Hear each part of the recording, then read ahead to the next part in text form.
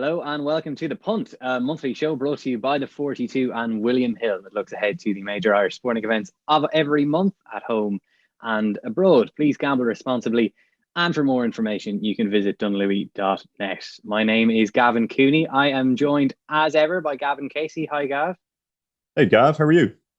Not too bad at all. We will be looking ahead to November's soccer internationals with Johnny Ward later in the show. But first of all, our attention switches to Saturday night in Manchester, where Katie Taylor will defend her undisputed world lightweight crown against Miriam Gutierrez of Spain. Joining us to look ahead to that fight is Kathleen McNamee of ESPN. Kathleen, thanks for joining us. Can I get a hype rating out of 10 for this fight, please? Oh, I think it has to go for a full 10 out of 10. I'm very excited about it. I mean, it's Katie Taylor. She is one of our best exports. We have to get excited. It's someone that she hasn't come up against before, I think. Am I right in saying that, Gavin? Yeah. So it's like a whole new scene for her. And I just think it's exciting. You know, it's the first time ever that they've had a triple header of women's fights being shown on BT. They announced this afternoon that it's going to be free to air. So it means that literally everyone's going to get the opportunity to see it. So I'm very excited personally. And Gav, just before we get into talking about the fight itself, we might talk a little bit about Katie generally. So this is pro fight number 17. Is this pro career going better than expected, or is it everything pretty much been on par with what Katie might have expected so far? I think there are two ways of looking at it. If you looked at how successful she's been in the ring, or how successfully it has gone in the ring, it's actually probably been a little bit harder than a lot of us would have expected, if not Katie herself, in that those two fights with Delphine Pursoon were razor tight. I thought the second one she won fairly conclusively and put the rivalry to bed. The first one I didn't even think she won. I had it a draw both in New York in the arena, and when I rewatched it, and that was a fight that I really didn't anticipate her losing, and she nearly did. And that was probably a wake-up call to the level of quality that is out there in her division when you get to the very, very top echelon of it. And it completely changed the perception of Taylor's career and the narrative surrounding it, that it was almost a pointless pursuit, that she was just leagues ahead of everybody in and around her weight class, and that nobody would ever lay a glove on her. And I think it made it a lot more exciting as well going forward. But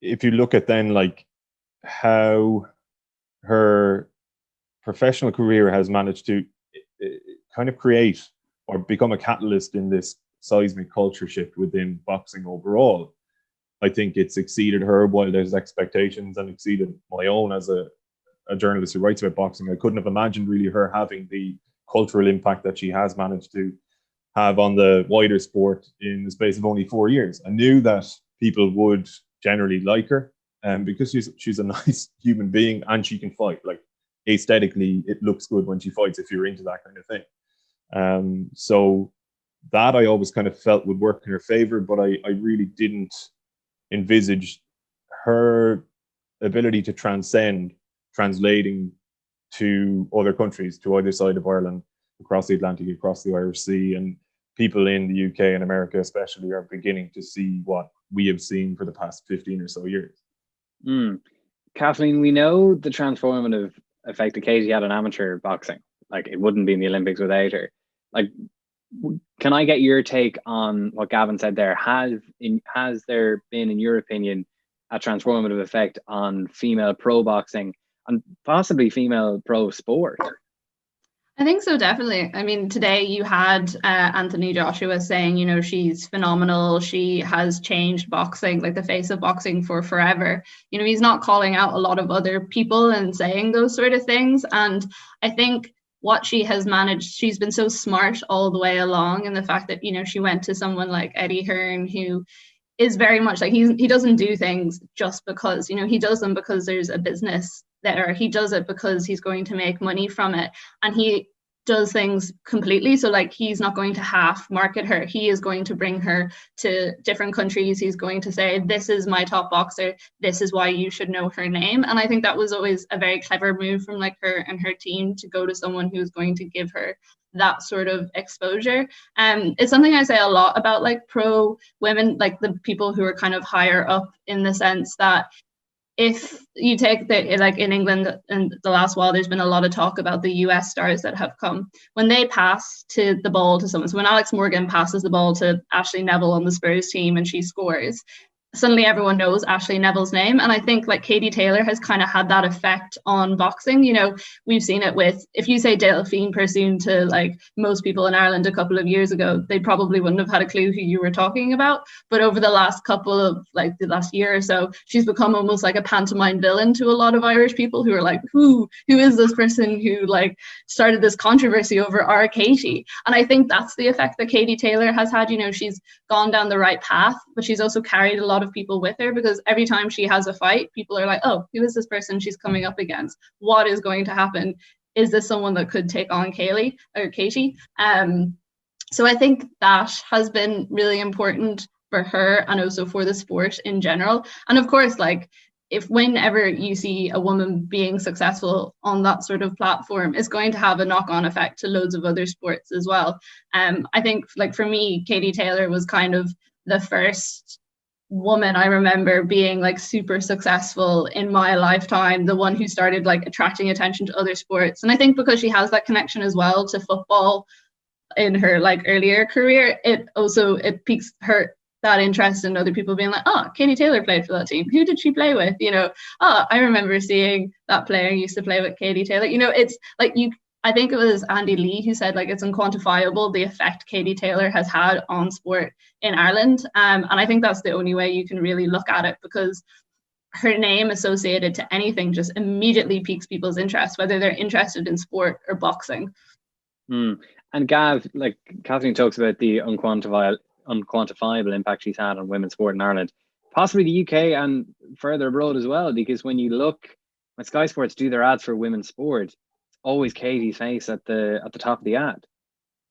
Yeah, I think she's becoming a champion for the UK as well as Ireland, which I've written about in the past, and a lot of people kind of see a headline and think, oh, what are you talking about? Are you giving Katie away to the Brits? I was just going to say, how do you feel about that?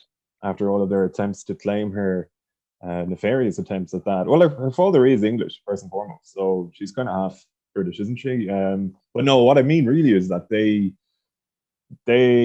sports fans in the UK, particularly female sports fans at the moment, do celebrate her in a similar way to the way in which she's been celebrated in Ireland for the past decade and more. I've been at most of her pro fights. I've been like privileged to cover them. And in the UK especially, there is a feeling of something special going on when she's either, you know, near the top of a bill or just quite prominent on a show, and you're at a public workout where the fighters just go into the ring and hit the pads with their trainers for 15 minutes and do a bit of media afterwards, and you've got maybe 100, 150 people packed into this hotel lobby behind a ribbon or rope just to see Katie Taylor. And so many of them are young girls from Manchester, Stoke, you know, like you go around, like they're often different parts of the UK, not just England. And even when she finishes and she's coming down the stairs, like I remember in Manchester, there was just this clamor for her autograph from, again, young kids, and not only girls. I mean, like, let's be honest, it was predominantly girls, but there are loads of guys as well, young guys that are looking at her because they see her on Sky Sports. They see her on these ads to which you allude. They're going to see her this weekend, literally headlining on prime time, where they're probably more accustomed, or people are more accustomed to seeing big names like Anthony Joshua and renowned or noteworthy male names filling that same slot. I think, like, as Kathleen was saying, her impact on Irish sport is unquantifiable, and Andy Lee made that point as well. But I think her impact on women's professional boxing globally is almost quantifiable, in that you can look at the purses that women were earning only 4 years ago. Even Katie herself, when she sent a DM to Eddie Hearn on a whim to see if he'd promote her, and he invited her over for a meeting. I think she brought Brian Peters with her at the time as a kind of a third-party managerial representative. Hearn proposed at the time that Taylor would fight, I think, 6 times under Matchroom's banner to begin with, and that she'd earn £60,000 for those 6 fights. And Brian Peters has been in the game long enough to know a bum deal when he sees one. So he said, you know what, let's take it one fight at a time. They shook hands and said, one fight at a time. They didn't sign a promotional contract for about 2 years, as far as I'm aware. And I remember in her 6th fight, I think it was, against Jessica McCaskill, where she headlined on Sky Sports for the first time, albeit midweek on a Wednesday night in York Hall, speaking to Peters. And Taylor's very private about her finances, as anyone has the right to be. It's a little bit less commonplace in boxing, but she doesn't really divulge her purses. So we were kind of like hinting at Peters, just jabbing at him to see, like, would he give us any indication as to what she earned? And somebody asked him, like, are we into 6-figure territory at least? So like 100K, 120K. And he's like, we're way beyond that. And that was 6 fights in. And if you look at her 16th fight against Delphine pursuing the rematch, as far as I'm aware, that would have been worth close enough to $1.5 million dollars to her, I think dollars, to her, because she commands attention now. Like, she's, and as much as people might feel queasy when you refer to Taylor in these terms, she is a commercial entity now. And like, that is a massive part of establishing yourself as a name in professional boxing. You have to become commercial entity in order to make proper money. And she's the highest earning female boxer on the planet by a significant margin. If you look at the top 10 highest earning female athletes on the planet, Alex Morgan, I think, is 10th, and she takes in like around $4.5 million a year. Like, if Taylor was to fight 3 times in a year, she'd surpass that. And if you add commercial revenue as well, she's probably already ahead of that. So she's doing okay. And the knock-on impact of that is that her opponents also earn tenfold more, 20 times more than they would have earned without her. Kathleen, talk to me about the significance of Katie headlining a triple bill on Sky Sports on a Saturday night. It's massive. I mean, it's like prime time for watching. It's never happened before. The fact that, you know, she's not just being latched onto the end of a big man's bill is great. You know, I think it was, Gavin, you wrote about it last year when she was on and the stadium was like 2/3 full, even though she was like 3rd from the end. Again, that's the sort of like crowd that she attracts. But this time it's all her. Obviously, because of the whole coronavirus pandemic, there's not going to be a crowd this time. So it's like a little bit of a different setup.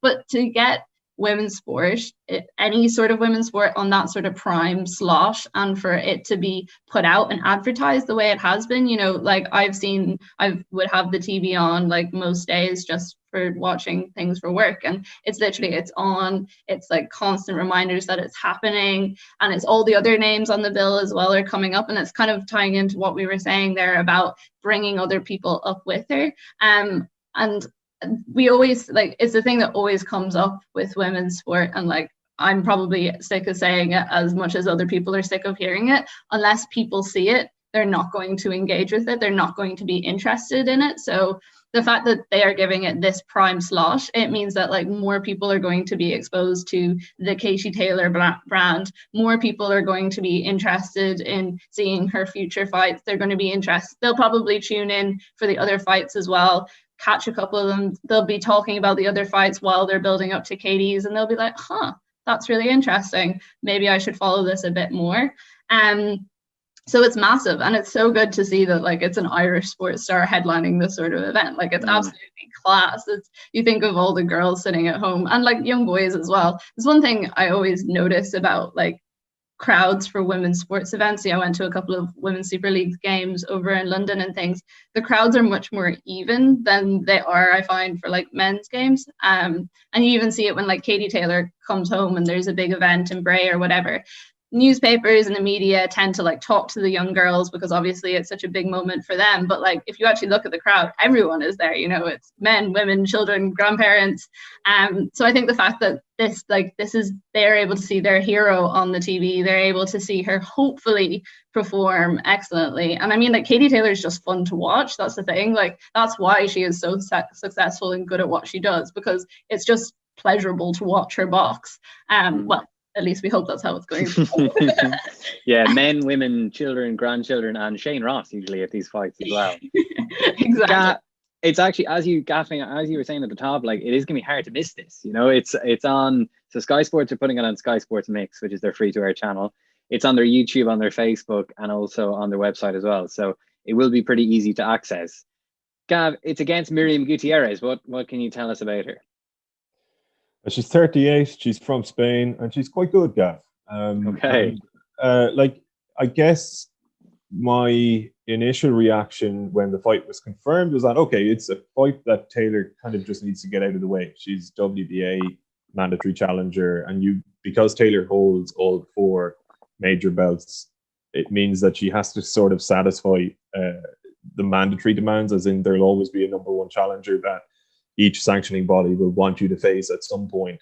And if you delay for too long, or if you just refuse because you're pursuing other avenues, then you'll be stripped of that belt. And if somebody else holds one of those belts, then you can argue you're a disputed champion at that time. You don't hold all of the marbles. So there's a little bit of chess going on there, and a lot of politics. And for that reason, they've taken this fight, I think, as well, on the back of her rematch with Pursoon, which doesn't feel like it was that long ago. It's a stylistically suitable fight in that, as much as Taylor was saying on a conference earlier today that she didn't really ship any damage in that Pursoon fight, like she did, like it was a rough enough night, even though she boxed extremely well. You're never going to have an easy night against Duffy Pursoon, whereas Gutierrez is really a boxer rather than a fighter. She is slick, she's smooth, good footwork, nice combinations, decent speed. Like, fundamentally, she's very sound. The problem for her, I guess, is that actually plays entirely into Taylor's hands. Like, all of the things that Gutierrez does, Taylor does probably twice as well. And the success that opponents have had against Taylor, when you look at McCaskill in that 6th fight in York Hall in 2017, and when you look at the 2 Pursoon fights, you have to roughhouse her. You have to become violent. Like, brawlers and rugged opponents have done better. Well, they're the only fighters who've done well against Taylor to any extent. And I don't know that Gutierrez has that in her. It's interesting, like, Gutierrez is 38, as I said, but Taylor is one of her heroes. Taylor is 4 years younger than her. And just talking about Taylor's wider impact, or Taylor's impact on boxing in a wider context. For Gutierrez, this is like something she could not have conceived of. Even 2 years ago, 3 years ago, not to mind 4 years ago when Taylor turned pro, the idea that she herself is headlining on Sky Sports, and she's coming from Spain, fighting this all-time great Irish athlete, all-time great boxer, amateur and professional. Arguably, well, to my mind, there is no argument. She is the pound for pound number 1 female boxer on the planet at the moment, and she's going to be well paid to do so as well. That's again just another signifier of Taylor's sort of impact on the sport. And for Gutierrez, she is this remarkable story, at times a dark story. She's a survivor of domestic abuse, and I think people can read into that story a little bit more. It's kind of not for me to relay it. It's her story, but it's a bit of a fairy tale for her as well. She's obviously not going to lose either. Like, people look at Taylor now as being susceptible, being beatable, because Pursoon arguably beat her the first time. And listen, Taylor's not getting any younger either at 34. So do you think that that's part of Katie's thinking going into this fight, that she feels she has something to prove, even if, like, she did get bruised against Delphine Pursoon? No, I like, she's very robotic and systematic in how she approaches these fights, and I honestly don't think she pays great heed to who's standing in front of her. Of course, the Pursoon rematch, in that it was her first rematch and the first fight was so contentious, I'm sure would have meant more to her on some level, or she would have been more nervous, even more focused if it's remotely possible. But I don't think she's going into this fight thinking that she has anything to prove, because I think she feels herself she proved enough in the last one. Or at least she has no more to prove now than she does every time she steps into the ring. And what she might be looking at doing is making a bit of a statement. It's been a while since she had a stoppage in a world title fight, going back to the Rose Volante fight in Philadelphia 2.5 years ago. God, it's like it's all sort of rolled into one now. Mm-hmm. But and this is a massive platform for her, as Kathleen has alluded to. So make a bit of a statement, stop Gutierrez halfway through the fight, do it looking well, looking spectacularly, and suddenly you're a viral clip. And that actually is a massive part of marketing yourself as a professional sports person, not to mention a professional boxer in this day and age. So I think she might look at it as an opportunity to do that. But that might be underselling Gutierrez, who, as I said, like, is fundamentally decent and won't be easy rid of. Gav, I'm now going to ask you what you think is going to happen, but what I really mean is, how am I going to make a few quid out of it? Yeah, it's difficult to find markets at the moment for method of victory, which would be usually what I'd look for in a fight. So it's not really worth putting your money on Taylor to win, in that she's 33-1 on. So I'd suggest to people to keep their eyes on William Hill and throughout the week, and hopefully some markets will open up. And when they do, I'd look at probably alternative round betting, it's called, and look at backing Taylor to win by stoppage from rounds 5 to 10. I'm trying to think. Like, I'm no bookmaker myself. I'd imagine the odds would be around 2-1 or something like that. And maybe I'm totally wrong there, but that's what I'd be looking at. It's hard to put your finger on where exactly it will end, and it might not end at all. But if you were looking to make money, I think Taylor will get the stoppage personally. And I think it'll be in the second half of the fight when she has a chance to really make her mark on Gutierrez. So that's what I'd be looking at, rounds 5 to 10. Or if you're feeling a little bit more confident, maybe back yourself with that 3-round gap, or 3-round combination. So 7 to 10, something like that, 8 to 10 even. Kathleen, from my very amateur seat here, it feels to me like Katie is running out of worlds to conquer. Like, what would you like to see from her, either do next or achieve by the time she finally hangs up her gloves? Like, that's the thing with Katie Taylor, is every time I think she has kind of achieved what she has to, she goes and she does something completely different. I mean, for me, in some ways, I'm almost more interested in what she starts to do once she's finished fighting. Because I think, you have someone like Katie Taylor in your corner. If she goes into coaching, if she starts to start her own academy, like what can she do with the world of like women's boxing then? Because realistically, she's going to keep pushing herself as a professional. She's going to keep pushing it in the ring. But I think that one of the ways that I think sometimes we fall down with Katie Taylor is that we just expect her to win. We always expect her to be the best person, and we almost don't pay attention to some of her fights because we're like, oh, well, this is Katie fighting, like she'll just do the job and we'll all celebrate when she comes home, a la Shane Ross, as you kind of pointed out earlier. So for me, that's where I'm really excited to see what Katie Taylor does next, is how she uses what she has built over the next couple of years, and because the other thing with Katie Taylor in the position she's in at the moment is that she's getting such good commercial experience on how to like market herself, on how to be in that world. How will she use that experience to bring up other Irish fighters in the next couple of generations, and to so that someday Eddie Hearn is sitting there with like his Rolodex of Irish fighters going, which woman shall I choose for my next headliner?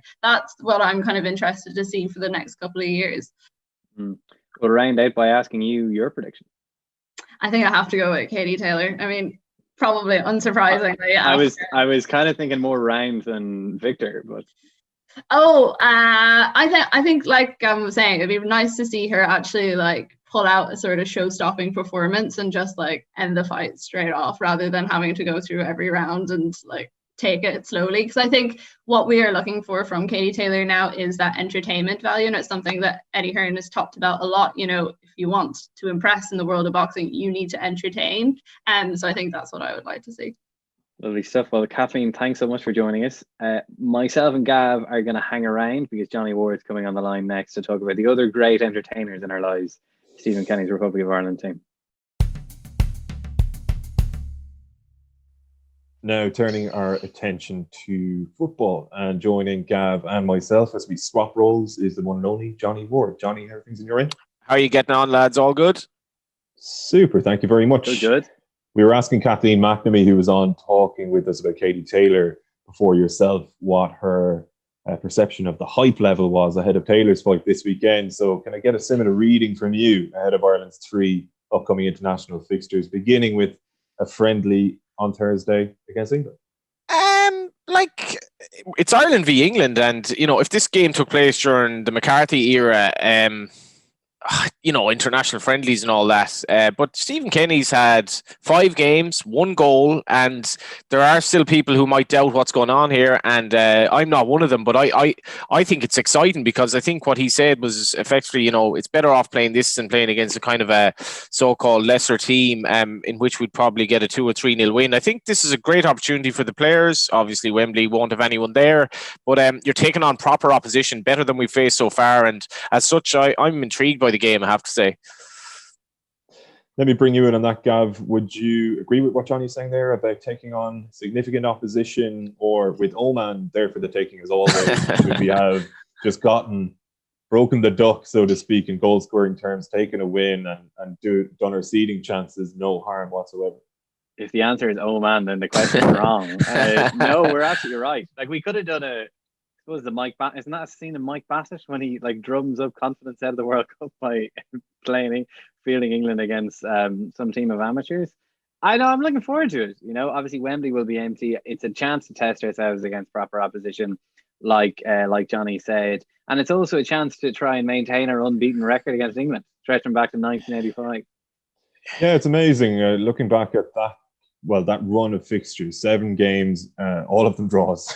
95, I think, to be fair, is only a draw. Like, it's a draw with an asterisk next to it. Ireland were 1-0 up when the riots began at Lansdowne Road, and the game was officially recorded as a draw as a result of that. That game in 1985, Johnny, is the only game between the two countries in the last 35 years in which one team has scored more than 1 goal. So are you expecting that pattern to continue or potentially change this weekend, with 2 teams probably playing a little bit differently now than they did in 85?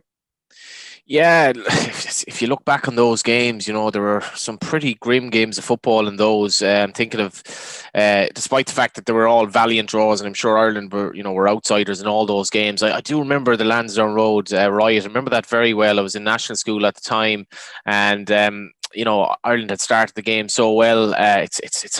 We draw an awful lot of games. We don't win many games. We draw an awful lot of games, but I think this should be a little bit different. Certainly Stephen Kenny's not going to be getting out there to kind of batten down the hatches and get a draw, and there's no reason for England to be playing particularly conservatively either. There's nobody at the game. There's not going to be that tension you might expect. Sort of tension referenced by John Delaney in that documentary last night when Ireland plays Scotland, and so on. But yeah, I think it'll be quite open. It's just kind of hard to predict the Irish team in a sense, but it's probably less hard to predict how they'll approach the game, and I think this will be fairly entertaining. I've actually, to be honest, I found the Ireland games under Kenny generally very enjoyable in relative terms anyway, and I think this will be different, even though it might be a draw. Yeah, Gav, the interesting dynamic to this. After all that, it's going to be a draw. Let's be honest about it. I mean, we can wrap here. It's going to be a draw. But there are 2 fixtures afterwards, Gav, which are competitive in name at least, and it still feels as though this England game is the one that, understandably, probably is the game that people are most feverishly anticipating, right? Now, I think so, yeah.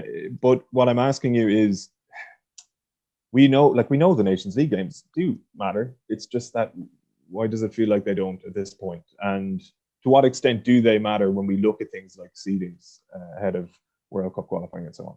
Yeah, like, all the games matter in the sense that all the games will affect the World Cup seedings. Like, at the moment we are second seeds, but we're in there by like a cigarette paper margin. Like, I think it's like a single point in the ranking. So, like, it's too hard to predict what results we need where. We just need to win as many games as possible. There's ranking points on offer for the England friendly, but they're fewer than the Nations League games because it's a non-competitive game. So it matters from that point of view. The Nations League games matters because we don't want to be relegated to League C. Just purely like, hopefully, fingers crossed, by the time the next Nations League comes around, we'll be playing in front of crowds again. But like, selling games against Lithuania and Georgia yet again in League C is a much tougher sell than hanging around in League B. So you'd want to avoid relegation from that point of view as well. So that's at stake. And I also think that these games are important because while I would agree with Johnny that I've been relatively impressed by what Stephen Kenny and his Ireland team have done so far, I do kind of think that they need to win a game. I think that they need to, like, after this, the next games are World Cup qualifiers in March. And they certainly need to score. they certainly need to score. So they need to score at least a goal, win at least a game. And also, I think Kenny needs to use these 3 games to figure out what his best team is, because I actually think we might be further away. I think in Kenny's head, we might be further away from his best formation and his best team now, having seen so many players play for him across the couple of windows so far, than he was at the start of his reign. So I think we need to, like this time in 10 days' time, say, at the end of this window, I think ideally Kenny will be reflecting on a win to just justify all the good work that's gone in so far, and also have a fair idea of his team ahead of the World Cup qualifiers. Well, let's talk about the team, Johnny. First and foremost, Shane Duffy is pulling an absolute banger in Scotland, and it's hard not to feel sympathy for him, really, when it was a dream move that's turning into a real-life nightmare. Is he still part of Kenny's best team, not on paper, but based on what we've seen of him in the last month or so? Well, you're trying to read into Kenny's press conferences, and there are a lot of nuances to the way that he answers questions. And obviously, these virtual press conferences. He defended Duffy, but then kind of was sort of struggling for the next sentence. And I might be reading into this completely wrongly, but I honestly don't know. He says like he still believes in him greatly. I think Duffy's shelf life with Ireland is quite short. It's just a matter of when he'll be replaced, probably by Darragh O'Shea, I would imagine, who played against Spurs. I didn't see the Spurs game now, but he's, West Brom aren't having a great time. But who would you be more confident of at the moment? I haven't seen the Celtic games but all my mates are telling me that Duffy is really, really struggling. I know he was dropped at the weekend. And it's that counter, is the fact that he's playing relatively well for Ireland. And I say relatively well, he's still quite shaky on the ball and probably grew into his role a bit over the 5 games. Is he guaranteed to start? I think he probably will start, but could Kenny be brave and play O'Shea beside Egan, bearing in mind that he's already missing his left back? I've reservations about Duffy. I think he's been our biggest goal threat for a long time, but he plays very deep, and he will give the ball away. He still gives the ball away when he tries to pass it out, and he's not in great form for the club. So I'd be interested to hear what Gavin thinks. I think he'll play, but I wouldn't be certain. Gav, what the hell has been happening with Duffy, and what way will Kenny go, to your mind? Yeah, things aren't really working out for Shane Duffy at the moment. He hasn't been great anytime I've watched him, and he's been heavily criticised by Celtic fans. I would leave it a little bit with the fact that the team around him looks to be an absolute rabble, and he is, because Celtic have been chasing games a lot of the time I've watched them, they've been falling behind early in games. He has been exposed and dragged out of position. And, Ireland, the Irish midfield will give him a lot more coverage than the Celtic midfield, which is currently just Scott Brown on extremely aged legs, So I would leave it by that a little bit like that, because I watched Celtic against Lille. Like, they went 2-0 up and then dragged back to 2-2. I think a draw was a decent result. And Duffy didn't look great when the game was open, but when Celtic sat in and defended that 2-2, he was really good at defending his penalty area. So I think that he's been poor. I think there are a couple of caveats to how poor he's been, and I think Kenny will stick with him for now anyway. I think he'll play against England. Kenny also said that Duffy played the 3 games in the last month and then went and had like a dental operation, and then was straight into an Old Firm derby with very little sleep, it seems. So there was that. Kenny was given that excuse as well. So I think he'll stick with him. But at the same time, like in a year's time, I think we will be sitting here looking at Darragh O'Shea and John Egan as Ireland's first choice central partnership, because I think O'Shea is a kind of a superstar in the making and is more comfortable on the ball than Duffy, and in positions where Ireland will have to chase games is probably offers a little bit more security at the back, purely because they're very different players. Johnny, before we go on to other selection issues like the absence now of Enda Stevens at left back and maybe what you do with Aaron Connolly, just looking at the England friendly in isolation, when you consider what you've just said about feeling as though Kenny needs a win, do you pick a full-strength team for this game, or to what extent do you anticipate he will experiment? How important is a result in this game alone, given it's the least competitive officially of the 3 fixtures upcoming? I don't think the result is that important. He might need a win, but like what Ireland are 4-1 to get a draw in this game. They are, as I check the odds here, to win the game, they're 10-1. So let's be realistic. If they are to win a game, it's likely to be one of the two coming up rather than this one. If Ireland lost this game 2-1 and were competitive, nobody's going to be given out. It's a friendly game. It's more about the evolution of the team, and interestingly that he made reference to the fact that we haven't conceded that many chances in games, which was true. And I thought the Finland performance away was generally very good, and it's just more about, as Gavin said, I don't think he actually does know what his best team is, and it's probably more another step in the ladder to find out what that team is. Ireland play well. I think it's nearly more important that we score a goal in this, because if we go 1 goal in 6 games, as much as we're playing against a very good team in England, we should be creating chances. Denmark, albeit in fortuitous circumstances, beat them, and we're not that far off Denmark, or we shouldn't be that far off Denmark. So I think we should approach the game with the view that the result is if not an aside, it's not the be all and end all. It's more about the evolution of this team. It does need time to embrace the strategy that Kenny is trying to, and the ethos that he's trying to inculcate in a set of players who were basically quite diffident for a long time playing for Ireland. So I wouldn't be all that worried about the result, but I'd be disappointed if we didn't score.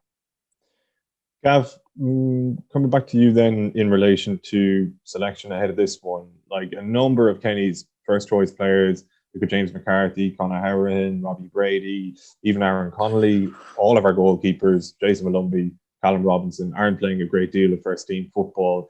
There have been hints from Kenny, or there were during the week, as to an intention to rotate.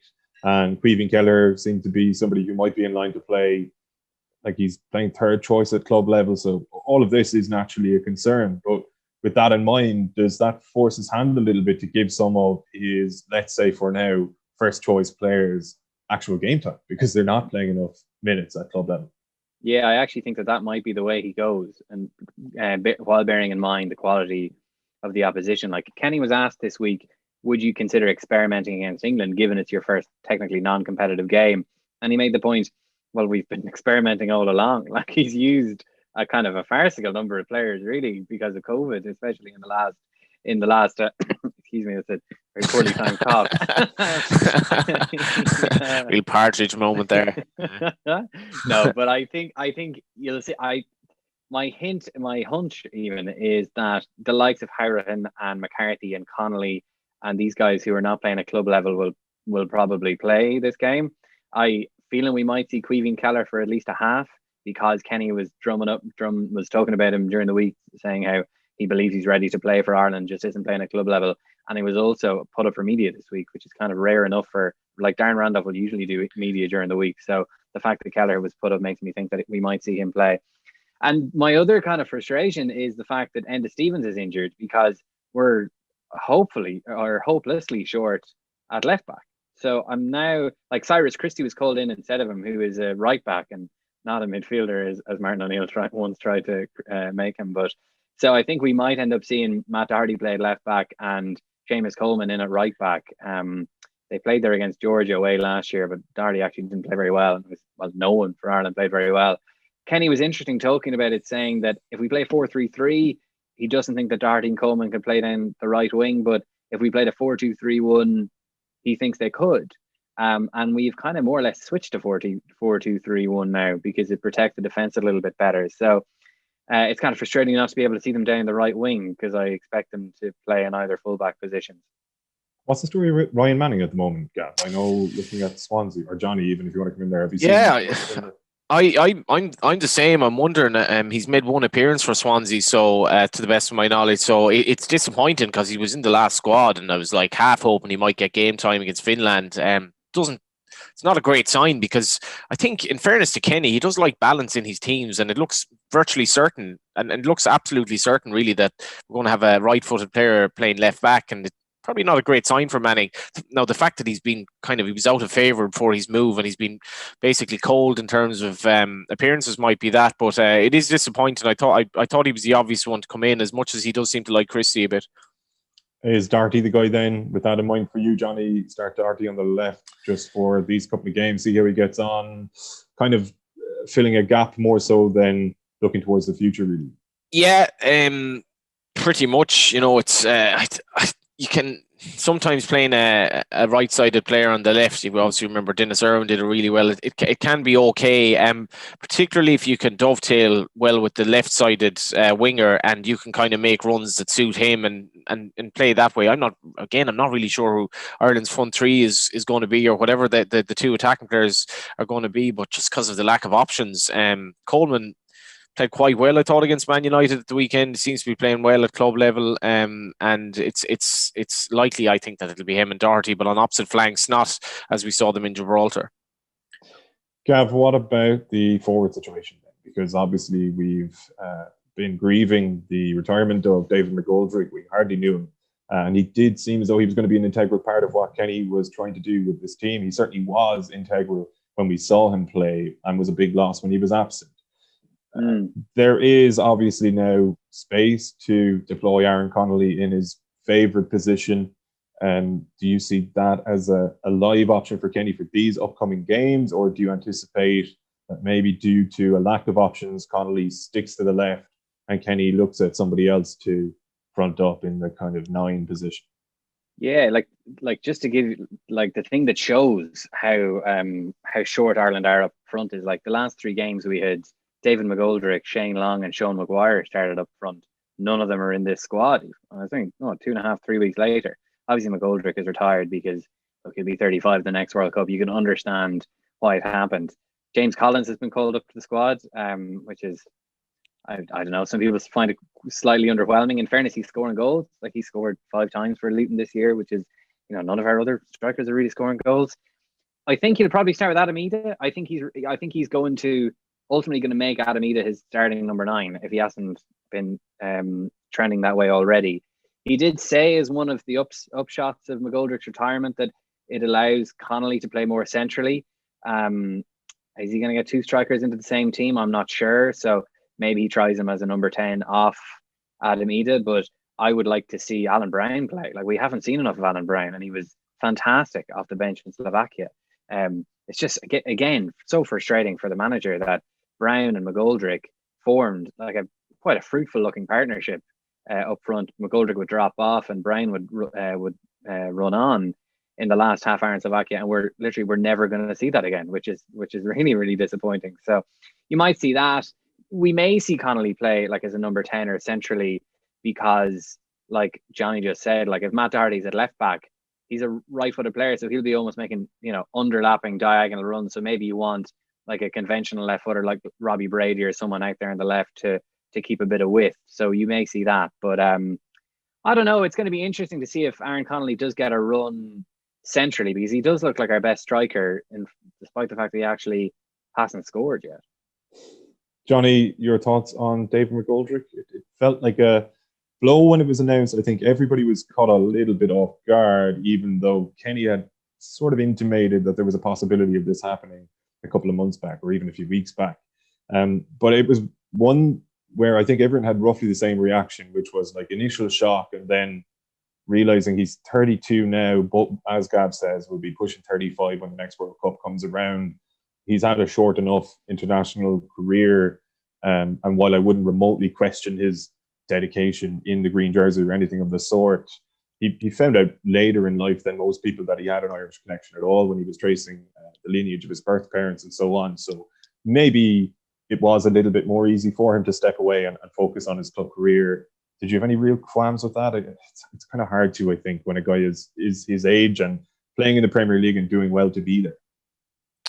Yeah, like not in the slightest. His goal scoring record for Ireland was poor, but he was a vital player for us, and his all round play I did like a lot. And as Gavin was saying, the way he played in that Slovakia game, dropping in and Brown kind of replacing him in forward areas, and they dovetailed very well, and that did actually look like it might work. But he's gone now, and I've kind of come around to the idea that this is actually a good thing, because it just does accelerate these players. Like, the more you look at Connolly and Ida, they do need game time. They've a long way to go yet to kind of be these starting strikers. And if we were continuing with McGoldrick, given the fact that he's running out of time and obviously running out of legs, that means that they might be necessarily waiting a bit longer. And from his perspective, obviously, he wants his place at Sheffield United. Kenny alluded to personal reasons as well. I don't know what they are, but absolutely no issue with it. I was taken by surprise, but the more you think about it, this is good. Again, as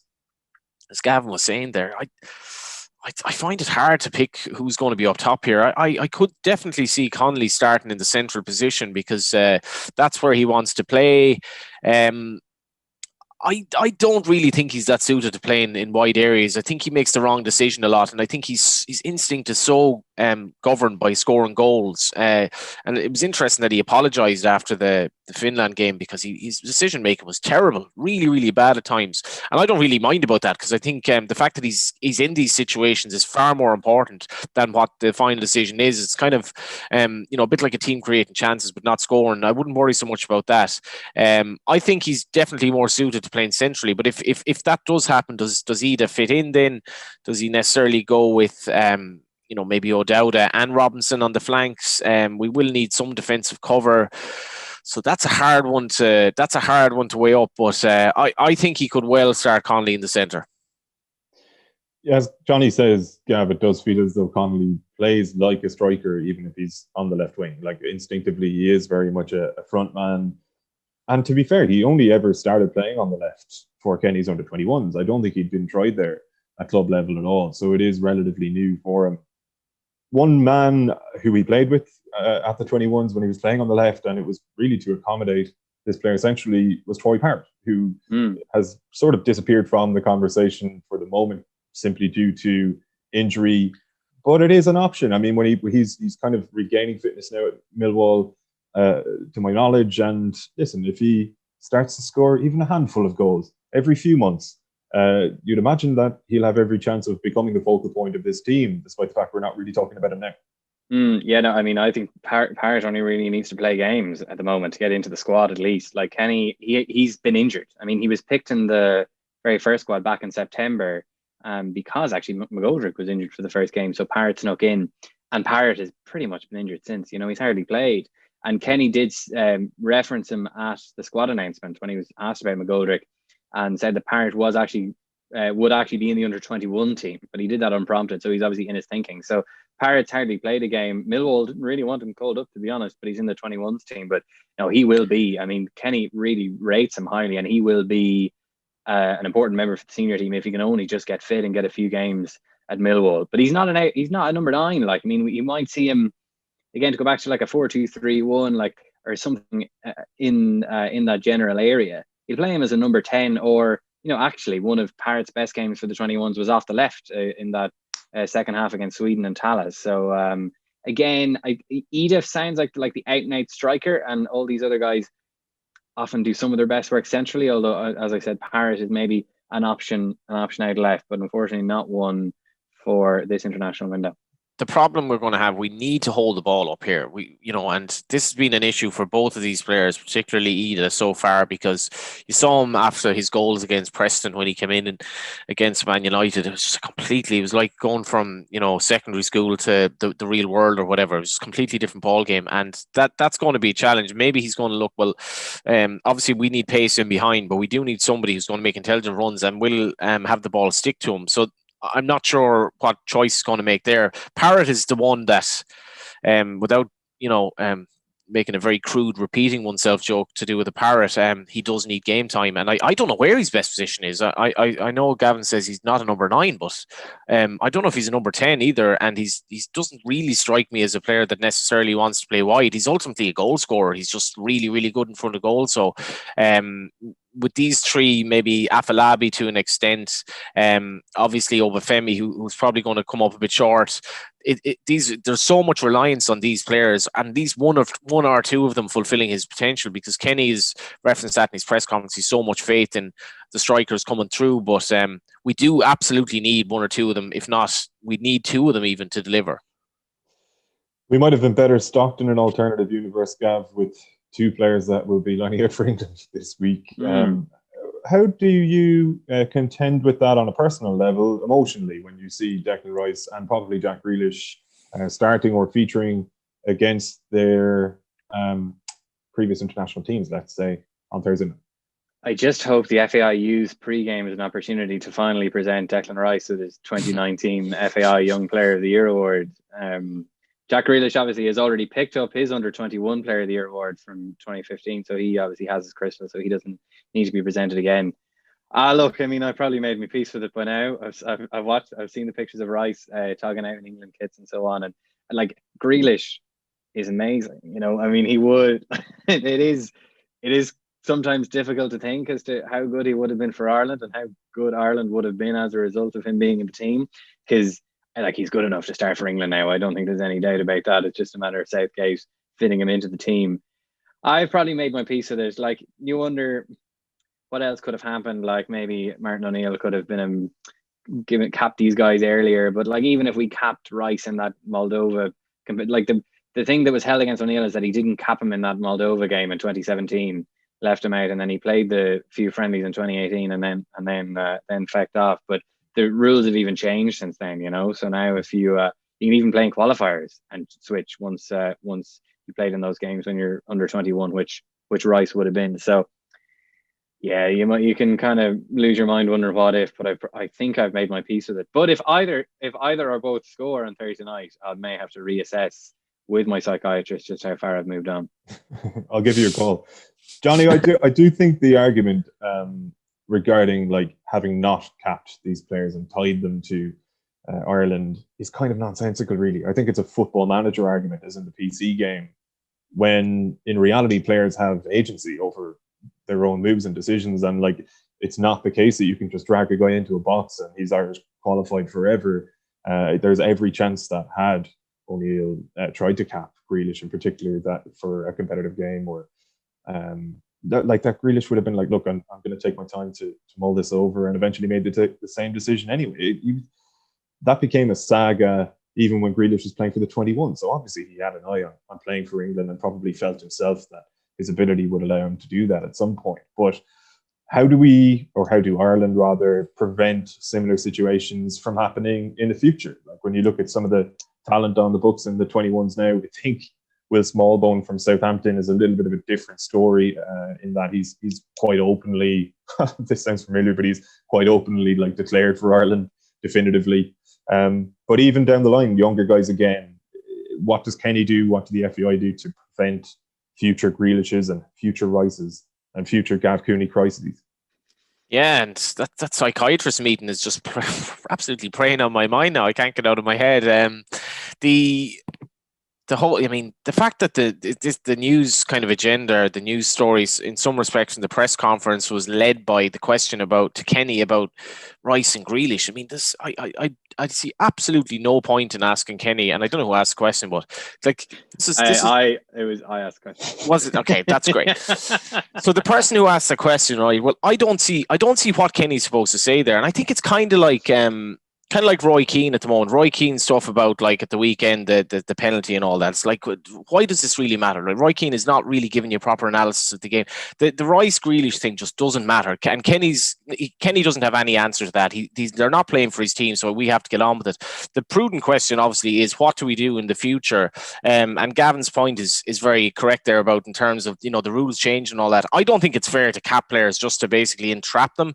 And you know, in terms of the value of Rice as a player, you know, he's definitely a more valuable commodity playing for England than Ireland. So issues like that, he changed his mind. You know, I'm not a big fan of what he did, but I don't think this is going to be a big issue under Kenny. I think everything with Kenny will be, you want to play for us. I don't see Kenny like pursuing Bamford or anything like that, even though we could badly do with him. I think it'll be bringing players up through the underage, and essentially you're either with us or you're not. And, you know, we are building something here, and Smallbone will be part of that. I've gotten on with it. I love Grealish as a player. Not sure Rice is actually quite as good as maybe we thought he would be as well. You know, he probably has his limitations. In the holding midfield role, he'd be great for Ireland, and it is kind of a little bit difficult watching him sing "God Save the Queen," considering he wore the Ireland jersey. But it is what it is, and you know, if he were playing in Lansdowne Road, I think he'd rightly get jeered and booed. It's part of the game. But I think going forward will be fine. I think the days of us, capping players at under 21 level, at the detriment of our own home players is gone. I think we're building up from the 15s, 17s, 19s, 21s. English-based players who want to play for Ireland, that's absolutely grand. But I think it'll be more and more and more Irish players coming through, and very much Irish players of mixed heritage or whatever you want to call it is going to be the norm. But the reliance on kind of players with coming from England, I think, will be less and less. And just to jump in there, like Kenny, like I asked him, like, what can you do in the future to stop this? And he spoke in general terms, but like more interesting was what he told Eamon Dunphy last year. And he said that basically if there was a better relationship between the underage national managers and the senior manager, then these lads might have been fast tracked in faster. And he reckons they would have stuck around. Like, you never know. I'm not so sure. Like, I mean, they're born in England, and they have a lot more. They're good enough to start for England, and therefore they can make a hell of a lot more money out of their career, to be honest. Yeah, the feeling was as well that Grealish was probably always kind of. I spoke to some Ireland player who would have played with them underage, and I think the feeling was that he'd probably end up playing for England. But that's the point, that like it was so dysfunctional the way the whole thing was set up, and I do firmly believe now that we have like a pyramid structure where it's kind of from Kenny's team down, but right down to the 15s, they're all sort of basically reading the same Bible, and they want things to be under the same sort of direction and the same philosophy, and that will extend itself to constant interaction between the managers who would probably firmly believe in where we're going. And not to go back in the John Delaney era, but just that succession of managers where it was like throw in a manager on an exorbitant wage whose sole function is looking after the senior team, and the 21s becoming something of a joke, really. I can't even remember any Ireland under 21 results until Kenny got the job, because nobody cared. Now that's completely different, and I don't really see this scenario presenting itself very often. Gav, give us your impressions of what's going to happen over the next 10 days or so, beginning with Wembley, albeit it's hard to anticipate when it is, after all, just a friendly. I don't know. I mean, I expect Ireland to play boldly. I think we'll play pretty well. I can see us losing the game just because England have better players. But looking to the final Nations League games, like Ireland should really be targeting wins in both of those games, because Wales, we're playing Wales away, but there's no crowd. Ryan Giggs isn't there, Aaron Ramsey isn't there, and there's a doubt about Gareth Bale being there. And all but Bale were in the Wales squad for the Dublin game, and Wales were disgracefully bad. Like, they were appalling. So we should be targeting a win there. And Bulgaria are, in Irish football parlance, no great shakes. They'll defend the numbers in Dublin, but we should have enough to break them down in Dublin. So really, like, we should be like, there's been a lot of good work happening. I know I've talked about we don't really know our best team, but that's mainly because the players are all of a kind of a similar level. Like, there's not a massive drop off between players. So you could say we have the squad depth there. Things are trending in the right way. I hope that we'll get the results we need. I would be optimistic of 2 wins in the Nations League. Nice one. Johnny, do you share that optimism, and can you incorporate a couple of tips into your predictions, please? Yeah, I'd agree with that. I think we need to be targeting wins in those games.